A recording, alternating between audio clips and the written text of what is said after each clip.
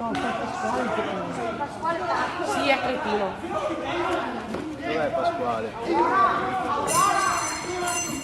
Non ci hanno messo molto tempo i carabinieri di Jesolo e del nucleo operativo di San Donà a rintracciare i responsabili del violento pestaggio avvenuto l'altra notte in piazza Milano, a danno di un 38enne tunisino colpito violentemente, come si vede in questo video girato da qualche presente, a calci e pugni.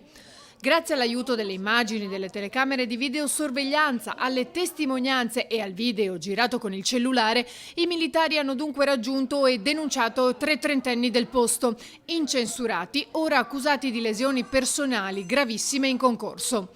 La vittima, con precedenti a suo carico, a torso nudo e in stato di ebbrezza, aveva infastidito alcuni giovani clienti che si trovavano all'esterno di un locale, lanciando anche un oggetto verso di loro, probabilmente una bottiglia di vetro, che però non si è rotta e non ha colpito nessuno. A quel punto i giovani hanno reagito, inseguendolo e aggredendolo in quel modo brutale, provocandogli un grave trauma cranico-facciale per il quale ora si trova in prognosi riservata all'ospedale di Mestre. Madonna, se ne è dato, fiori.